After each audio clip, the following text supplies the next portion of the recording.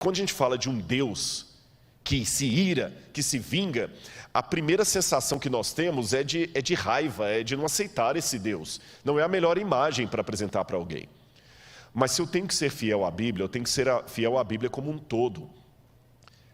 Tão nocivo quanto rejeitar a palavra de Deus é eleger apenas as verdades que me são convenientes. O canal Poder da Bíblia é para você que busca pela palavra de Deus para a sua vida. Aqui você vai encontrar pregações e palavras poderosas de Deus para o seu dia. Inscreva-se no canal e ative o sininho para sempre receber nossos conteúdos. Vamos para mais uma palavra de Deus, a ira do Cordeiro, com Rodrigo Silva. A ira do Cordeiro. Pode Deus irritar-se? Eu quero convidar você a abrir a sua Bíblia comigo no livro de Apocalipse, capítulo 6. E eu espero que você em casa também acompanhe com sua Bíblia o texto que nós vamos ler. E eu vou mostrar também no quadro, para que você também possa ler junto. Coloca aí na tela, por gentileza.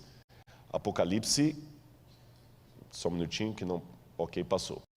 Apocalipse, capítulo 6, versículos 6 e 17. Assim diz: E diziam aos montes e aos rochedos: Caí sobre nós, e escondei-nos do rosto daquele que está sentado sobre o trono e da ira do Cordeiro. Porque é vindo o grande dia da sua ira, e quem poderá subsistir?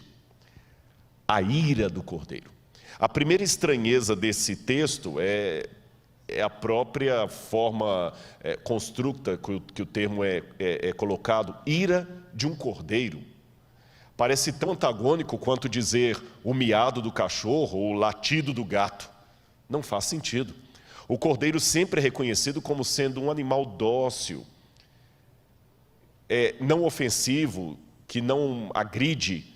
É lógico que alguns carneiros podem dar amarradas e chifres em alguém, bater e ser perigoso, mas o cordeiro, ou como diz no grego, arnion, quer dizer um cordeirinho mesmo, um filhotinho, simples. Ele ficar irado? É estranho nós imaginarmos isto. Aquele cordeiro que nos ama, que deu sua vida por nós, agora está de repente irado. Por que temos tanta dificuldade de tratar desse assunto da ira do Cordeiro? Eu quero mostrar algumas coisas e você entenderá nisso. Coloque na tela, por gentileza. Eu fiz menção durante a semana de um sermão pregado em 1741, um sermão famoso de Jonathan Edwards, que ele foi pregado em Enfield, Connecticut. E o sermão era baseado em Deuteronômio 32, 35, que diz: a seu tempo, quando revelar o seu pé, e ele proclamava a ira de Deus sobre o pecado. Os historiadores que colocam esse sermão de Jonathan Edwards como sendo um dos mais famosos sermões do mundo, eu fiz menção disso durante a semana, diziam que enquanto ele descrevia a cena do juízo de Deus e as labaredas do inferno abrindo a sua boca e engolindo os pecadores, que as pessoas ficavam tremendo, tão apavoradas, que elas se seguravam nos bancos da igreja com medo do chão desaparecer sob os seus pés e elas serem engolidas. Foi um dos sermões mais famosos da história. O título dele: Pecadores nas mãos de um Deus irado. Se eu anunciasse aqui na igreja um sermão com esse título, Pecadores nas mãos de um Deus irado, muita gente ia começar a dar dislike sem ao menos assistir. Não faria muito sentido hoje falar de pecadores nas mãos de um Deus irado. Essa imagem não é politicamente muito correta para os dias em que vivemos. E por quê? Eu vou explicar para você. Olha aí na sua tela o que eu quero dizer. Você sabe que hoje a ideia de uma pessoa excessivamente irada pode ser considerada até uma mente doentia, que aliás a psicologia classifica como distimia. Quem se lembra do famoso Seu Lunga, um dos homens mais mal-humorados do mundo? E dizem que o mau humor chega a ser uma doença crônica, que deixa a pessoa chata, uma pessoa muito difícil de conviver com ela. O ranzinza vive geralmente irritado, isolado consigo mesmo, irritado com os demais, a qualidade de vida dele pode ser de depressão. E é difícil conviver com alguém ranzinza. O seu Lunga, ele pode ser até um personagem famoso do folclore nordestino.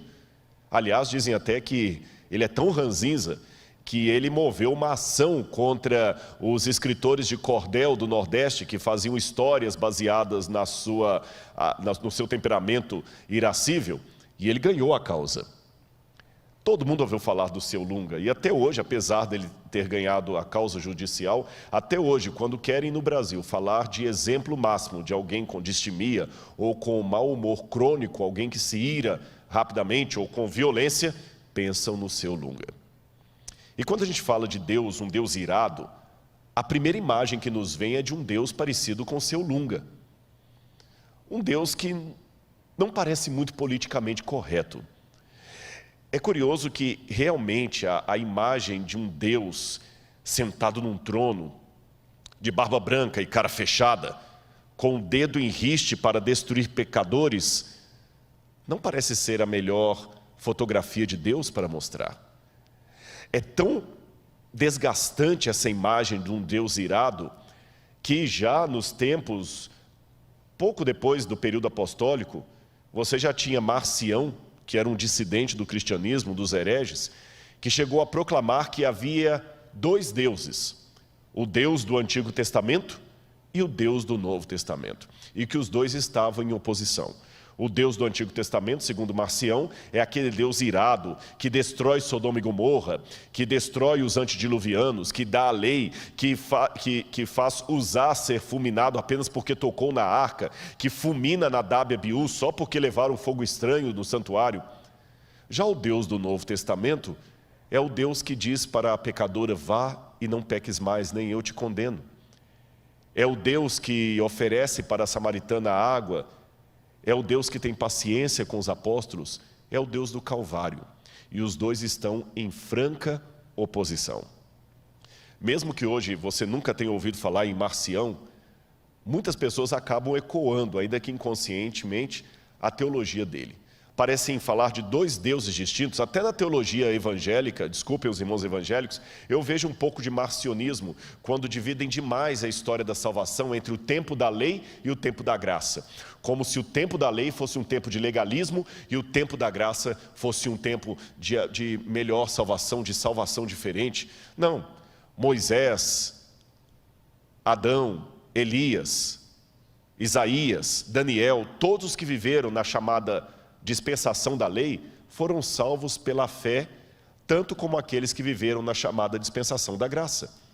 A diferença é que os do Antigo Testamento depositavam a sua fé no Cordeiro que haveria de vir, e os do Novo Testamento depositavam a sua fé no Cordeiro que veio e voltará.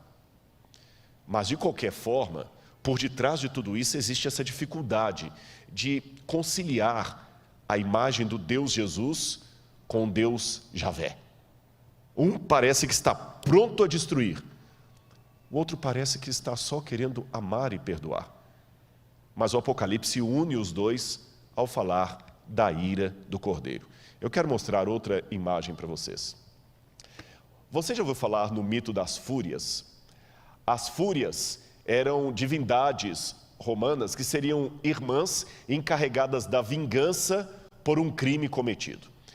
A própria palavra fúria, que vem do latim, é uma palavra que remete a essas divindades da mitologia romana e que também havia na mitologia grega.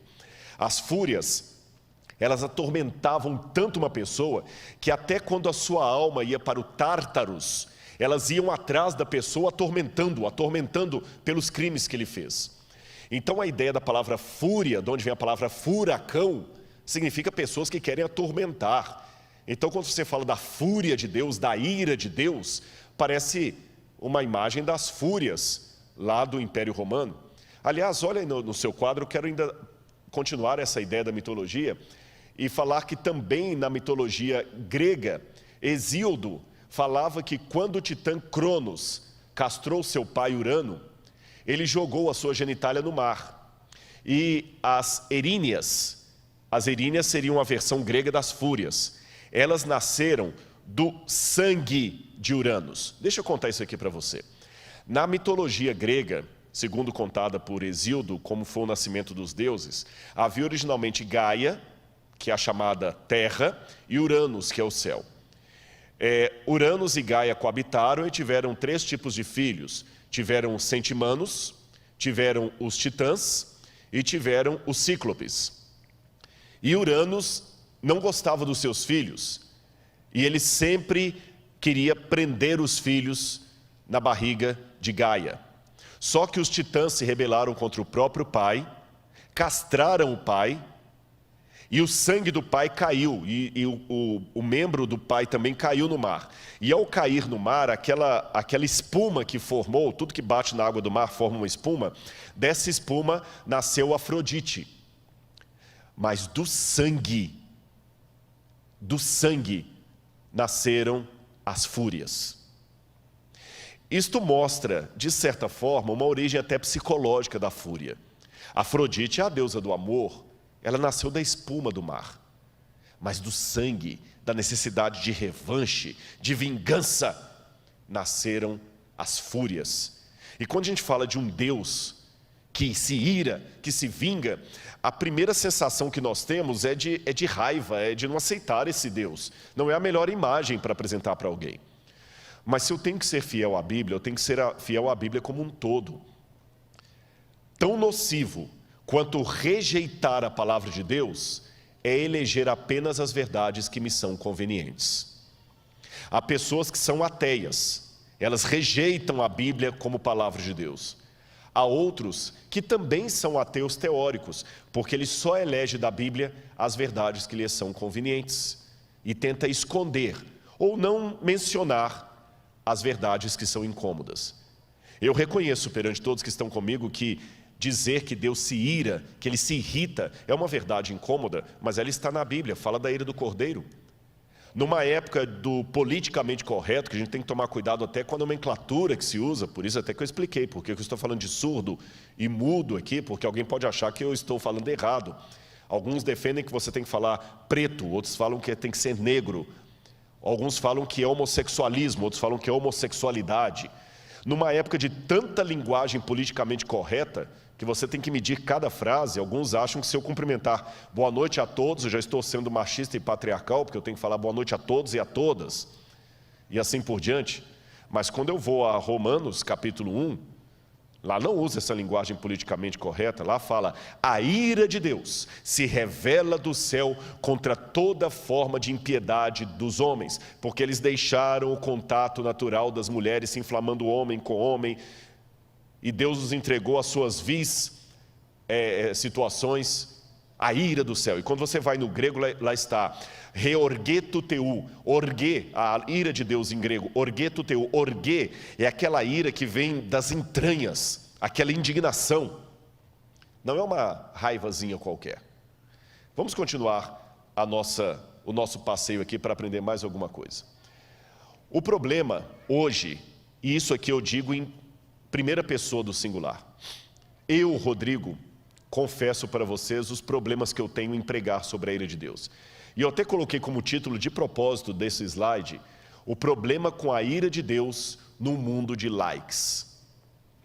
Eu vou explicar para você o que eu quis dizer com isso. E repito, nesse ponto aqui, ainda que é aparente, eu não estou julgando indireta para ninguém, ainda que aparente, eu não estou pensando em outra pessoa senão eu mesmo. Eu estou expondo para vocês nesse slide a minha impressão, estou fazendo aqui uma sociologia da religião, se me permitem, a minha impressão do que aconteceu no púlpito cristão nos últimos anos, especialmente o púlpito adventista, mas os irmãos assembleanos, presbiterianos, batistas, católicos que estão me assistindo, e de outras religiões, podem fazer essa percepção também, e vocês verão que talvez na igreja de vocês a situação não é muito diferente. Tá bem? A situação não é muito diferente. O que eu percebo? E eu estou colocando também as dificuldades que eu enfrento. As dificuldades que eu enfrento. O que eu percebo é que a igreja, estou falando mais propriamente dito da igreja adventista, mas você pode ampliar isso para outras. A igreja adventista, no passado dela, ela tinha uma ênfase talvez muito legalista. Até eu tiraria o talvez, foi uma ênfase legalista. Compreensível pelo momento em que a igreja nasceu. Compreensível, não necessariamente justificável. Você sabe que quando você nasce em determinado contexto, você tem que dar uma ênfase, alguma linguagem que ela pode ser um pouco extremista. A igreja adventista surgiu numa época em que a lei de Deus estava sendo completamente ridicularizada, colocada ao pé.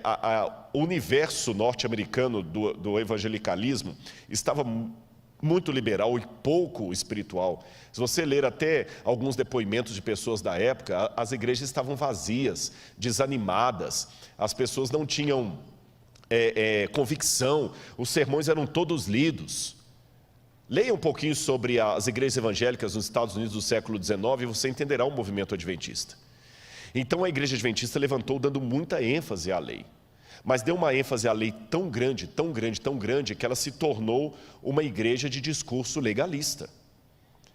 Em 1888, teve uma conferência nos Estados Unidos, em Minneapolis, para pela primeira vez a igreja começar a entender o que significa justificação pela fé e não pelas obras. Mas no Brasil isso demorou a chegar. No Brasil, até por volta dos anos 1980, o púlpito adventista ainda era muito, mas muito legalista às vezes na abordagem dele.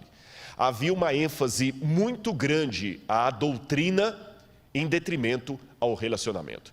Quem é adventista de berço vai lembrar desse episódio que eu estou falando. Havia uma ênfase muito grande que era muito dada às regras. Não pode isso, não pode aquilo, não pode aquilo outro. O dia de sábado era mais um dia de não podes do que um dia de pode. O próprio pastor Alejandro Bullion contava de uma experiência de uma família que, para poder ensinar para o filho a importância do sábado, chamava o sábado de o dia feliz. E quando chegava no sábado, papai, o senhor pode brincar comigo? Não, eu não posso brincar com você hoje. Por quê? Porque hoje é o dia feliz, está lembrado? Ah, tá bom.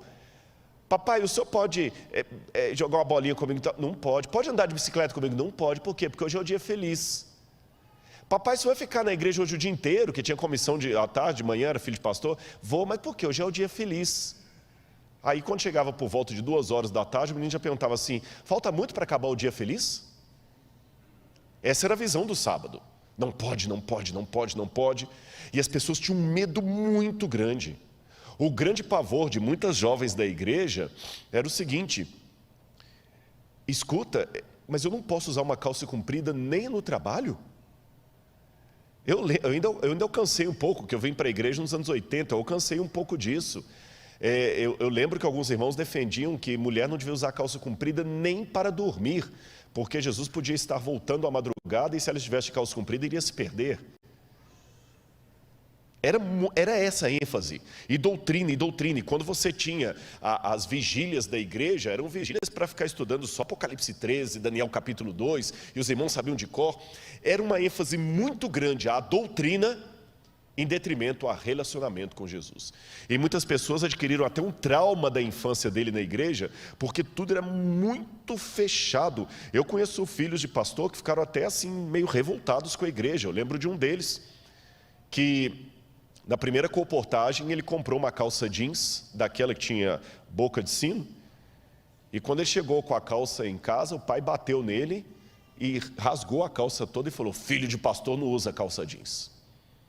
Futebol era pecado, tudo era pecado.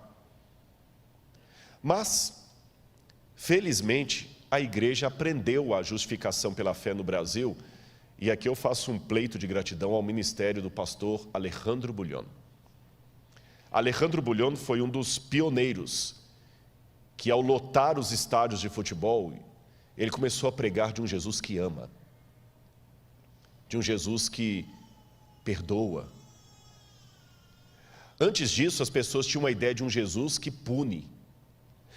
Eu me lembro agora da história de Martim Lutero. Martim Lutero, no século XVI, quando ele também descobriu a justificação pela fé, Lutero fora criado dentro da teologia medieval, que também só acentuava a lei, os códigos, os dogmas da igreja.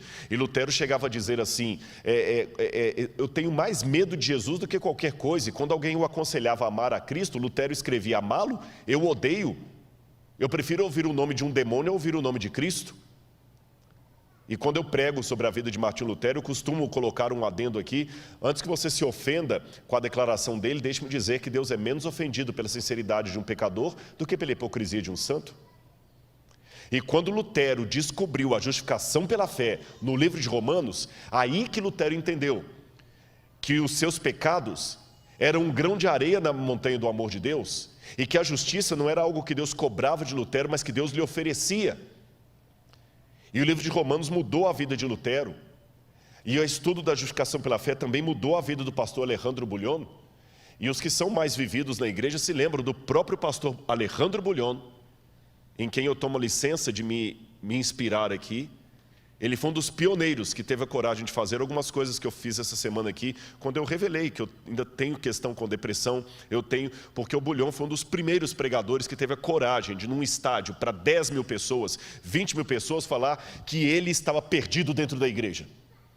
Um pastor departamental de jovens admitir. Os que são mais jovens talvez não conheçam as pregações do pastor Bullion, talvez no YouTube você encontre. E eu me lembro que eu estava entrando para a igreja naquela época, a Campal de Itabuna, quando ele falou conhecer Jesus é tudo, e o maestro Williams Costa Jr. cantava: conhecer Jesus é tudo o que preciso conhecer, entender o amor é tudo o que preciso compreender, para ter poder no viver. E eu lembro o pastor Bullion pregando: não importa quem você é, Deus ama você. E jovens adventistas, talvez alguns até mais velhos ali na igreja, chorando copiosamente, se derretendo aos pés de Jesus. Foi maravilhoso. Mas depois da era do pastor Bullion, e com ele também vieram livros como do Dick Wynne, que escreveu a meditação O Amor que Restaura, Morris Vanden, que escreveu o livro Como Conhecer a Deus, um Plano de 5 Dias, livros que revolucionaram a igreja. Mas eu vi um movimento pendular. A igreja antes tinha muita ênfase na doutrina em detrimento ao relacionamento. Mas ela passou o pêndulo, ela passou o pêndulo para o outro lado, e agora ela tem muita ênfase no relacionamento em detrimento à doutrina. E numa era pós-Bullion, eu sou obrigado a alertar, é uma leitura que eu estou fazendo em primeira pessoa do singular, que se no passado havia um exagero na doutrina em detrimento ao relacionamento, vou repetir a frase: se no passado havia uma ênfase na doutrina em detrimento ao relacionamento que causava um descompasso espiritual, hoje nós estamos numa ênfase no relacionamento em detrimento à doutrina. Eu vou até narrar nas músicas. Vocês já viram como é que eu sou apaixonado com Arautos do Rei. Olha a tônica no passado. Se Jesus viesse hoje, qual seria teu sentir? Talvez tu procurasses te esconder devido a algum pecado. Vocês perceberam? Perceberam a questão do medo? Não estou pejorando não, foi isso que me converteu, estou apenas fazendo uma leitura. Olha a musiquinha da criança. Cuidado, olhinho com que vê. Cuidado, olhinho com que vê. Deus lá no céu está olhando para você. Olha a ênfase. Mas agora olha a ênfase de muitas músicas. Jesus te ama de qualquer jeito. Jesus não julga. Jesus não condena. É quase que uma sensação, desculpem a paródia que eu vou fazer, mas a sensação escatológica que eu sinto é essa: que depois do milênio, os ímpios vão ressuscitar, e quando Jesus for mandar descer o fogo do céu para... Não, Senhor, não faça isso, nós somos a coisa mais linda que o Senhor criou. O Senhor não vai ter coragem de destruir a gente, o Senhor não condena. Aí Deus, como um pai laço, dirá: vocês sabem que eu tenho coração mole, né? Eu não tenho coragem de destruir vocês. Ah, desculpa, gente, eu sei que eu falei que eu ia descer o fogo, mas não dá, eu não tenho coragem. Desculpa, eu não tenho. Quem é mãe me entende, né? Eu não vou ter coragem. Abra as portas da Nova Jerusalém, deixa todo mundo entrar. Até Satanás e os anjos também, entrem para cá. Eu tenho coração mole, eu não vou deixar ninguém ir para o inferno. Desculpe a paródia, mas se com muito respeito eu fiz essa leitura da visão do passado, é a autocrítica que eu faço da geração a qual eu pertenço. Então, quando eu vou ao Apocalipse e leio sobre a ira do Cordeiro, eu tento, repito, estou falando a primeira pessoa do singular, eu tento equilibrar esta relação entre doutrina e relacionamento, entre amor e santificação. Porque eu sei que se eu pregar só um lado, eu estarei pregando um evangelho manco. E um evangelho manco é como um carro de 3 rodas. Não vai para lado nenhum. E de carro que não vai para lado nenhum, o pastor entende. O dele está no concerto tem 2 semanas. Perceberam? Volte, por gentileza, o slide, que eu ainda quero fazer alguns comentários de coisas que eu me preocupo em relação a mim mesmo e a minha pregação. Coloca lá, por gentileza. Eu, vivendo no mundo de likes, o pastor me perguntou quantos seguidores eu tenho no YouTube aqui, 720 mil. Eu, às vezes, me sinto um pouco numa camisa de força. Estou pensando em voz alta, onde eu sou obrigado a colocar coisas que podem dar mais likes e evitar os dislikes. É uma tentação. E para eu evitar os dislikes, eu vejo que hoje é proibido proibir. Eu vejo que hoje eu tenho que seguir o pêndulo homilético. Eu tenho que dar ênfase ao relacionamento em detrimento à doutrina. Porque se eu ficar falando de doutrina, muita gente não vai gostar. Eu tenho que ser descolado para eu ganhar likes, não almas, likes. E em ser descolado, uma pergunta que eu faço para mim mesmo. Eu fico muito feliz, a igreja me deu um terno da Brooksfield, desculpa, é uma loja boa. Mas eu ainda me preocupo, não estou desdenhando o presente da igreja, de jeito nenhum, não é isso. Mas é uma reflexão que eu faço, eu me preocupo com aquela questão da modéstia cristã. E permitam-me aqui os irmãos, eu acho que muito tempo nós tivemos um discurso patriarcal ao falar da modéstia cristã, porque só falava da mulher. Modéstia cristã tem a ver com joias, com saia, mas a modéstia cristã não tem a ver também com a roupa do homem? Eu acho que o jeito que eu me visto pode ser um bom ou um péssimo testemunho a respeito daquilo que eu represento. E eu sei que eu tenho que me vestir de uma maneira jovial para atrair os jovens, mas eu, Rodrigo, fico pensando, será que eu não estou usando a desculpa da adequação para ser moderninho? Será que agora, sob a égide de atingir o jovem, eu estou aproveitando isso como desculpa para ser altamente vaidoso e descolado, sob a pretensão de que estou sendo assim apenas para atingir o jovem, que eu não quero para ser tiozão? Será que eu não estou tão preocupado em ser descolado que agora eu me vendo na minha identidade denominacional só para ser descolado e ter mais likes? É a preocupação que eu faço todo dia comigo mesmo. Continua, por favor. Outro problema. Às vezes a gente é obrigado a querer evitar o controverso, a não ser que gere mais likes. Eu só vou seguir o controverso se ele for alguma coisa que vai bombar na internet. Quem que é o público que mais assiste na internet? Não são idosos. Idoso fica com o Facebook. É verdade. Idoso assiste pelo Facebook. A galera mais jovem é YouTube, é Netflix. E a galera mais jovem, eles gostam do controverso que desafia a tradição, não o controverso que desafia a cultura deles. Eu aqui colocar em dúvida a autoridade da igreja, um monte de jovens vai bater palma para mim. Esse fala. É só eu questionar a divisão aqui, questionar a igreja. É só eu falar contra os velhos da igreja, vai todo mundo, ei, é isso mesmo, valeu, blá, blá, blá, nós temos que ensinar a igreja, esses velhos não entendem a gente, não tem diálogo, beleza, é isso aí, Rodrigão, você é o cara, é o nosso youtuber. Mas se eu questionar Anitta, se eu questionar joguinho de internet, Se eu denunciar músicas populares, aí não é bom não. Não, aí a gente não gosta, aí para com isso. Como é que é o nome daquele maior youtuber? Esqueci o nome dele, aquele que tem mais de... O Whindersson Nunes e tem o outro também aí. Felipe Neto.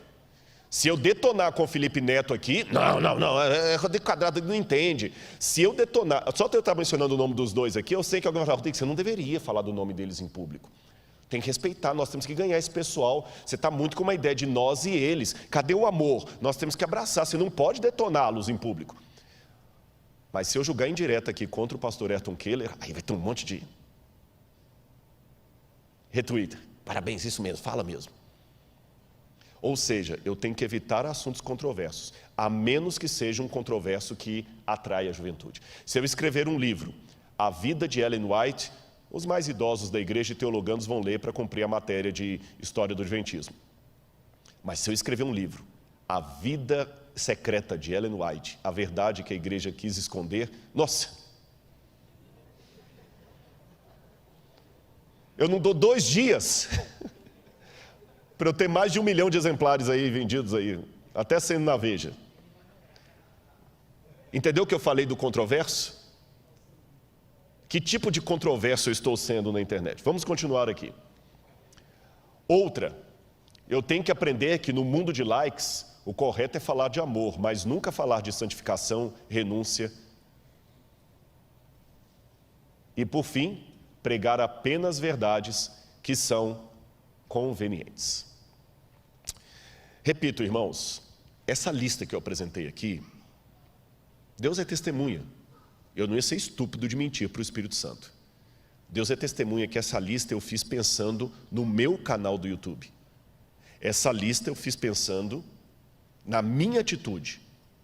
E não quero que você pense assim, o Rodrigo está falando isso porque ele é exemplo. Não. Eu estou falando que eu posso escorregar. E já escorreguei. Pode ser que amanhã eu coloque um vídeo que eu falo assim, gente, eu não deveria ter colocado esse vídeo. Meu Deus, que besteira que eu fiz. Às vezes eu dei uma resposta que não deveria ter dado. Mas eu estou apenas mostrando para vocês algo chamado alta crítica. E estou pedindo a Deus para que eu consiga o equilíbrio entre doutrina e relacionamento. Que eu pregue um Deus de amor, mas um Deus que pune. Que eu pregue um Deus que salva, mas um Deus também que destrói no lago de fogo e enxofre. Porque se eu não fizer um equilíbrio entre essas duas coisas, eu estou selecionando da Bíblia o que me convém. E Deus fala, isso não dá, quem comigo não ajunta espalha. Ou eu aceito a Bíblia de Gênesis ou Apocalipse, ou então não aceito a Bíblia, gente, porque está tudo em cadeia.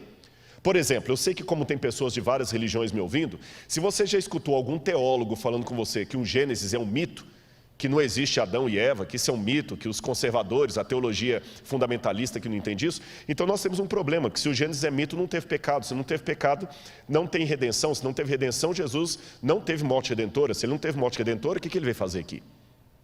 Tudo cai por terra. Vamos continuar a nossa colocação aqui. Agora, Apocalipse 19, 13 e 15... fala da volta de Jesus numa forma muito interessante, que ali tem até um vídeo para vocês verem. Eu vou ler aqui, mas olha a imagem que está lá.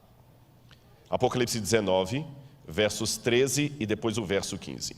Quando fala de Jesus voltando, diz que ele está vestindo com um manto encharcado de sangue, e o seu nome é o Verbo de Deus. E fala no verso 15... da sua boca sai uma espada afiada para com ela ferir as nações. Ele mesmo as regerá com cetro de ferro. Ele mesmo é o que pisa o lagar do vinho, do furor da ira do Deus Todo-Poderoso. Eu já vi pessoas pregando, pois é, Jesus voltando com as manchas de sangue na sua roupa, o sangue redentor que ele derramou na cruz do Calvário. Com todo respeito aos irmãos que entendem assim, eu discordo. Esse sangue que está nas vestes de Jesus, não é o sangue que ele derramou na cruz do Calvário. Sabem que sangue é esse? A imagem é dantesca. É o sangue dos ímpios que ele está pisando, porque a Bíblia fala que ele vem para pisar o lagar do furor, da ira do Deus Todo-Poderoso. E é desse pisado do lagar, do furor, que ele tira aquele vinho amargo. e distribui a 7 anjos em 7 taças para derramarem sobre o sol, sobre a lua, sobre o mar, sobre os adoradores da besta, as pragas que vão cair depois do fechamento da porta da graça, e que eu falei que gotas delas já estão sendo derramadas hoje, gotas, para a gente ter uma ideia do que vai acontecer depois. Olha essa imagem que eu vou mostrar para você, e você vai ver o que é um lagar, que muita gente não sabe o que é um lagar. Biblicamente falando, o lagar, só um minutinho, fugiu aqui o lagar está aí. Esta é a imagem do lagar.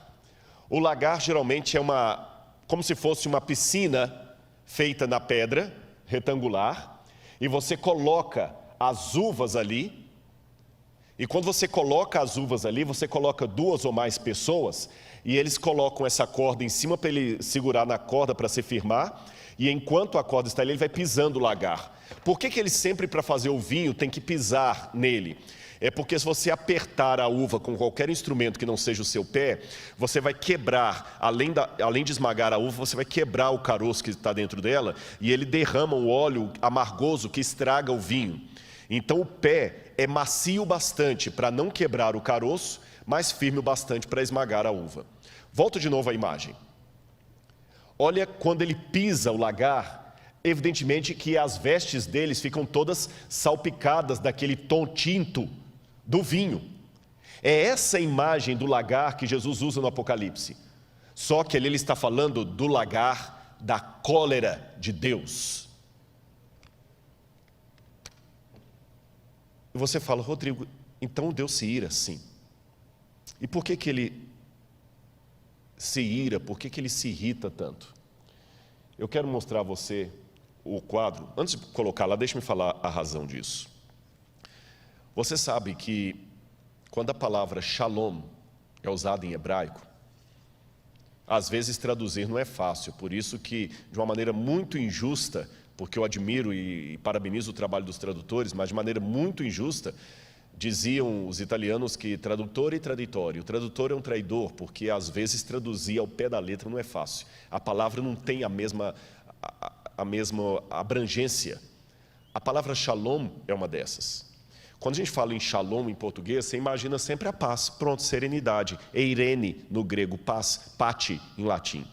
Mas shalom em hebraico é mais do que paz, serenidade. Shalom significa bem-estar em tudo. Shalom significa segurança. Shalom significa proteção. Shalom significa prosperidade. Shalom significa realmente confiança em Deus. Shalom é uma coisa que só Deus pode trazer. Por isso que os judeus se cumprimentam dizendo shalom, Shabbat shalom, shalom, shalom. E shalom é uma coisa tão forte, tão divina, que Deus declara guerra ao mal para estabelecer a shalom. De modo que shalom não é necessariamente a ausência de conflito, é comprar a briga para trazer a paz.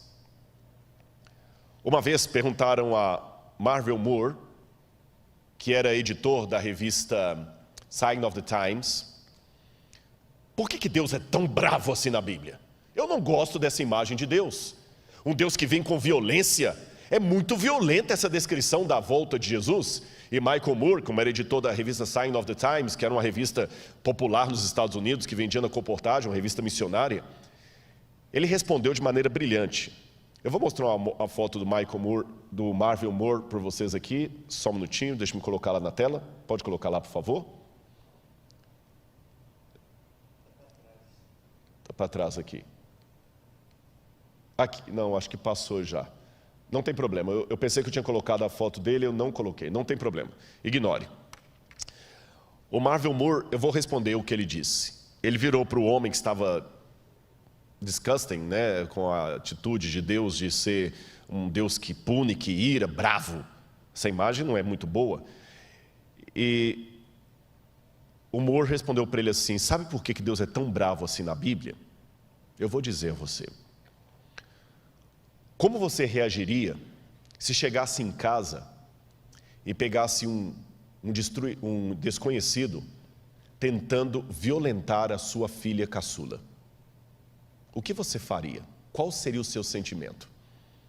O homem respondeu, seria de raiva absoluta, de ir acima de tudo. Eu ia voar naquele camarada para proteger minha filha. E Moore diz: pois você acabou de descrever o sentimento de Deus. Eu sei que os sentimentos de Deus são superiores ao nosso. Eu sei disso. Mas eles não são totalmente desassociados do nosso. Quando eu digo que os sentimentos de Deus são superiores aos meus, é porque a comparação não é exata. Nós falamos de Deus por analogia, não por semelhança. É por analogia. Por exemplo, eu amo, Deus também ama. Mas eu não amo como Deus ama, porque Deus é amor. Eu não sou amor. A essência de Deus é amar. A minha não. Porque eu amo, mas eu poderia não amar. Deus não tem como não amar. Deus é pai, mas Deus não é pai como um homem normal é pai. Porque o homem, para ser pai, tem que ter uma mulher com a qual ele tem relação sexual e nasce uma criança. Deus gera filhos sem precisar ter uma parceira, uma companheira. Entendeu? Mas isso também não significa que quando eu digo Deus Pai, que não tem associação nenhuma com a figura paterna no bom sentido dela. Isso não significa que quando eu digo que Deus ama, não tem nenhuma analogia com o fato de uma mãe que ama o seu filho. Por isso que eu digo, Deus está mais interessado em salvar você do que uma mãe de tirar um filho de uma casa pegando fogo. E na ótica divina, no caráter de Deus, a justiça e o amor não são coisas opostas. Então, mesmo amando, ele exerce a sua ira. Sabe por quê? A ira de Deus é contra o mal. Então, quando ele acerta os ímpios, não é os ímpios que ele quer acertar, mas o mal que eles incorporam. É como se eu falasse assim: saia da frente porque eu vou ter que atirar. E você não sai da frente. Você não é o meu alvo. O meu alvo é quem está atrás de você. Mas por você não aceitar sair da frente, eu acabo acertando você. Quando Deus coloca a ira dele sobre os ímpios, não é os ímpios que ele quer acertar, é o mal que eles não querem deixar. Aquela imagem do lago de fogo e enxofre é Cristo também chorando, porque eles não precisavam estar ali, porque ele enfrentou o lago de fogo e enxofre por eles. Por outro lado, a ira dele é justamente pelos problemas que você passou. Eu quero mostrar uma última imagem para vocês. Essa imagem aqui, que vai aparecer na tela agora, é uma imagem real de policiais estourando um cativeiro. Eu lembro dessa reportagem. Volta para mim, por favor. Essa reportagem é muito semelhante a várias outras que você já ouviu falar. A filha de um empresário foi apanhada num cativeiro, como tantos outros. E às vezes o sequestrador, ele é covarde, ele é cruel, ele é mau, ele é ímpio. Lembra o irmão daquela dupla sertaneja, não sei se é o Leandro e o Leonardo, que eles cortaram a orelha do rapaz e mandaram para a família? Agora imagina a aflição da família. E essa menina estava, se eu não me engano, há semanas na mão dos sequestradores. E a polícia conseguiu descobrir, através da inteligência, onde aquela menina estava. E a polícia foi estourar o cativeiro. E quando eu vi a imagem, porque era essa época que tinha esses policiais que acompanhavam com o cinegrafista, quando eu vi a reportagem, eu entendi o significado da expressão estourar o cativeiro, porque literalmente é isso, estoura o cativeiro. E até o apresentador, que também entendia do mundo policial, explicava para todos, na época, telespectadores, hoje não se usa mais essa expressão, hoje é só espectadores, porque muitos vêm pela internet, mas os telespectadores, ele explicava o porquê daquilo ali. Ele queria dizer, olha, eles têm que fazer isso porque é um jogo psicológico. Eles têm que mostrar para o bandido que eles estão com raiva do que ele fez e que a sociedade está indignada. Isso torna o bandido desnorteado. E, irmãos, foi muita coisa, parecia cena de filme de guerra, cena de guerra. Aqueles dois policiais que estavam indo no mato, não eram ninguém perto do grande batalhão que estava ali. Eles foram primeiro, assim, de maneira silenciosa, com cães farejadores, já sabiam a casa onde estava a menina, tinha uns 2 ou 3, não lembro, miliantes lá dentro. E de repente, quando o comandante deu o sinal pelo rádio, todos parece que eram ensaiados. Fizeram barulho ao mesmo tempo, apareceu um helicóptero não sei de onde, começaram a jogar bombas de efeito, com bomba, aquela coisa, e o cara, tipo um megafone, dizendo assim, a casa caiu parado. E começou um pulando para lá, mas engraçado, que eu repito, eu não lembro quantos miliantes estavam na casa, mas eles saíam, eu digo mesmo, como rato. Sabe quando você dedetiza uma casa e começa a sair aquele monte de barato ou rato do bueiro? Foi assim, eles começaram a pular, um pulou, o outro pulou, daqui a pouco um pulou, o policial estava com o repórter atrás, baixa, a casa caiu, abaixa, o cara estava sem camisa assim, abaixou, e o sniper assim, bomba, e alguns começaram a atirar para cima, mas foi uma coisa tremenda. E de novo, o apresentador do programa explicou que era uma gangue muito perigosa, uma quadrilha, muito bem montada, e eles tinham que fazer aquilo porque eles tinham células em vários pontos, então tinham que rastrear tudo, não podia deixar ninguém escapar. Eles cercaram a área mesmo. E é lógico que todo aquele barulho, toda aquela explosão e cachorro latindo, aquela coisa que assustou os bandidos, assustou evidentemente a moça que já estava apavorada. Num primeiro momento, ela não ficou aliviada, ficou apavorada. Ela entrou em choque.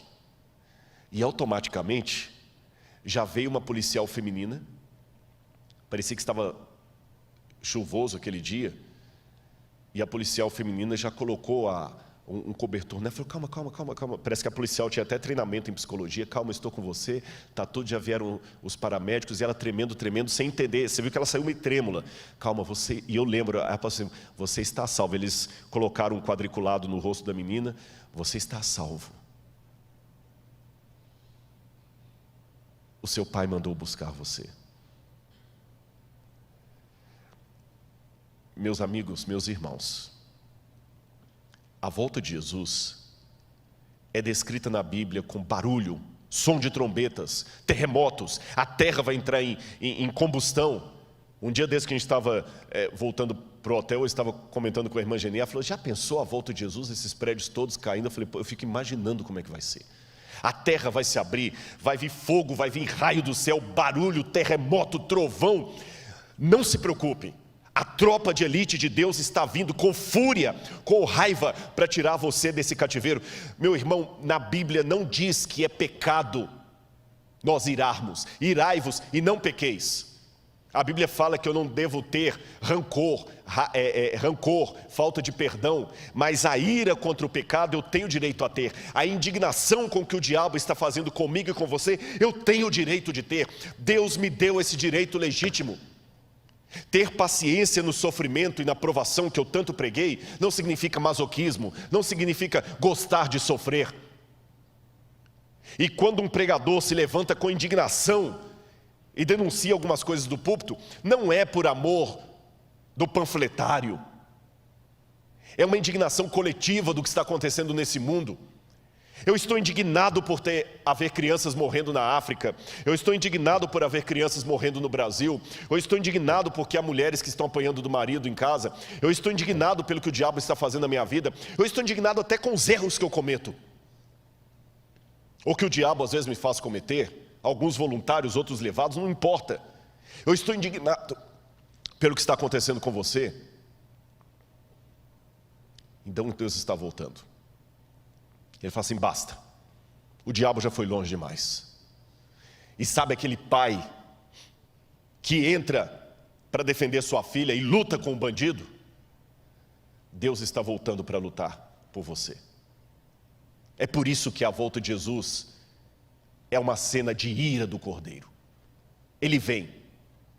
Eu espero que você não seja atingido pela ira de Deus, porque, como eu falei, o alvo da ira de Deus não são os ímpios. O alvo da ira de Deus é aquilo que o ímpio voluntariamente abraçou e não quis soltar. Quando o fogo de Deus desce contra os ímpios e o diabo, o alvo deles não é os ímpios, o diabo, porque o teu diabo, na verdade, é um apelido que ele teve depois. Ele era um anjo. A dor de Deus em destruir o anjo é a dor de um pai de enterrar um filho que morreu por overdose de drogas, que para quem não tem sentimento é apenas mais um rapaz envolvido com drogas, mas para o pai, a mãe é diferente. Para mim é mais um drogado. Eu posso até falar que é um vagabundo, um drogado, mas para a mãe, ela vê aquele drogado, ela sabe que ele saiu da barriga dela. Ele mamou no seio dela, ela o viu dando os primeiros passos. E agora o ver na Cracolândia morrendo com overdose, roubando para alimentar o vício, isso dói numa mãe. A mãe do pior bandido tem um misto muito grande, porque ela sabe que ele é um marginal, que ele matou, que ele é cruel, que ele é líder do tráfico, mas ele saiu dela. Eu não consigo imaginar que Deus terá prazer em destruir o diabo, porque para mim ele é o diabo. Mas Deus o viu como um anjo que foi criado, Deus o viu emitindo as suas primeiras palavras, Deus o viu quando ele ainda era um ser de luz no céu. Deus não tem prazer na morte do ímpio, isso está na Bíblia. Mas Deus tem que destruir o mal. E se o diabo, por decisão própria, quis incorporar o mal nele e ficar agarrado ao mal, Deus o destruirá, porque vai destruir o mal que está nele e ele vai junto. E assim vale por todos os ímpios. Mas este destino do diabo e daqueles que se unirem a ele, não precisa ser o seu destino. Você pode estar do lado da luz.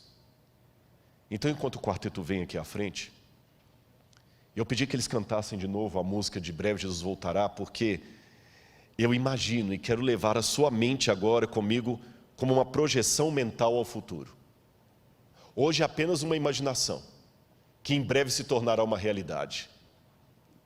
O mundo estará consumido pelo caos, as pragas caindo agora sem mistura de misericórdia.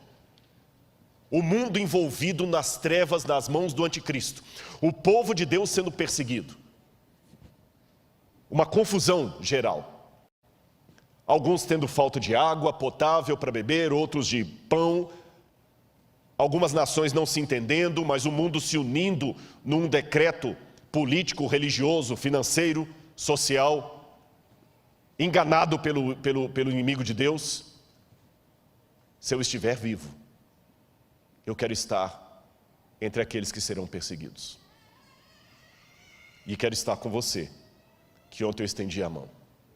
Porque nós vamos ver tudo aquilo que os adventistas me ensinaram. Não será mais uma descrição. Nós vamos ver o céu se abrindo. E de repente aparecendo uma pequena nuvem vindo do Oriente, do tamanho aproximado da mão humana. E essa nuvem vai começar a abrir um efeito diferente, como se fosse um túnel. E imagine a glória que será ver pela primeira vez um anjo de Deus cruzando o céu. Um anjo e outro anjo. E o mundo inteiro vai ver, o mundo vai parar, de alguma forma, que eu não sei como, porque o mundo é esférico, o mundo vai ver. E as pessoas vão começar a comentar e vão mandar o WhatsApp, se a internet ainda estiver funcionando. Olha para o céu, olha para o céu. E alguns desesperados, os comportamentos serão distintos. Alguns vão pedir as rochas para cair em cima deles. Outros vão ser destruídos, talvez pelos prédios caindo. Outros vão falar assim, alguma coisa está errado. Não é certo. Vão protestar, vão cuspir, vão blasfemar. E ele vai vir com poder e grande glória, e outro anjo, e mais outro anjo. E tudo aquilo que eu aprendi com a Sueli, quando ela me deu estudo bíblico pela primeira vez. E a irmã dela ainda me falou que essa semana ela sonhou comigo e com a volta de Jesus. Ela falou, Rodrigo, essa semana a Sueli teve muitos problemas emocionais. E ela falava toda hora, eu sonhei com o Rodrigo e com a volta de Jesus. Jesus voltando, não vai ser mais um sonho. Eu apelo a você, meu irmão, minha irmã, prepare-se para o dia da volta de Jesus. A ira do Cordeiro é contra o mal. A ira do Cordeiro é a seu favor. Lembre-se agora, em nome de Jesus, de tudo que o diabo já fez com você. As lágrimas que você derramou. Lembre as ofensas que você recebeu, as injúrias, as doenças que você teve que enfrentar, as orações não respondidas, as perguntas que você fez sem ter entendimento. Lembre as vezes que você só fez o bem e só teve problemas. Lembre as vezes que você foi um Jó do século 21. Lembra todos os momentos de dor. E entenda, Deus está indignado. Ele está indignado. Todas as vezes que você sofreu problema de racismo, todas as vezes que você sofreu problema de indignação, todas as vezes que você sofreu violência doméstica, Ele está indignado. Também está indignado todas as vezes que você pecou. porque Ele perdoou você, mas Ele sabe o que levou você ao pecado. E Ele vai voltar com poder e grande glória. Breve Jesus voltará. E eu quero estar com você naquele dia. Esta música para mim, com as várias versões que ela já teve, deveria ser o hino oficial da Igreja Adventista do Sétimo Dia. A volta de Jesus. Eu ainda creio. E quero ter você comigo. Preste atenção nessa música.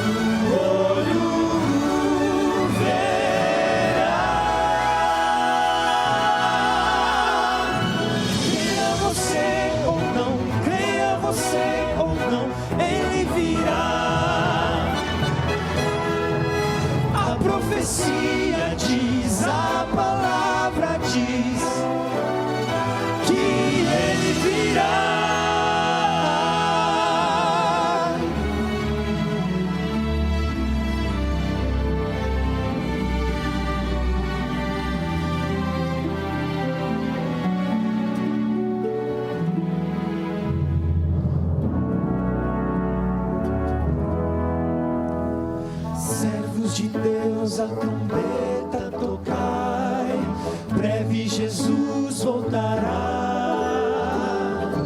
A todo mundo a mensagem levai, breve Jesus voltará. Breve virá, breve virá, breve Jesus.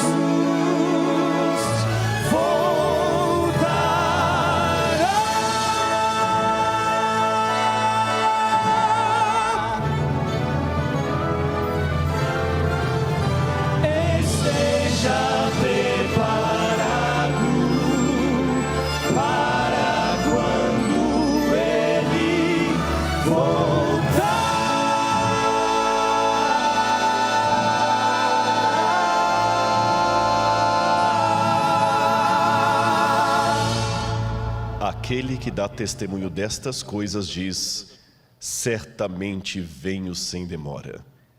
Amém. Ora vem, Senhor Jesus. Vamos orar?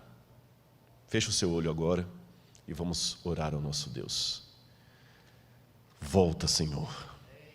Vem buscar o teu povo. Nós estamos cansados desse mundo, ó Pai. Porém, mais do que ver um mar de vidro, mais do que viver eternamente, mais do que ter o pão da vida, nós queremos ver o nosso Jesus. Nós queremos o céu porque teremos a companhia de Cristo para sempre. Fica conosco, ó Deus. Eu procurei fazer a minha parte aqui, usado por Ti. Que o Teu nome seja louvado por tudo e pelas pessoas que estão sendo ganhas por Tua palavra. Eu abençoo a todos agora, com a bênção do Deus de Abraão, de Isaque e de Jacó. Cuida dos teus filhos, por amor do teu nome. Amém, Senhor. Foi um prazer estar com você, que Deus abençoe você ricamente. E lembre-se, dia 7 de outubro, dia 10 de outubro, nós estaremos de volta aqui para a Maratona Espiritual. Um bom sábado, que Deus abençoe a todos. Amém.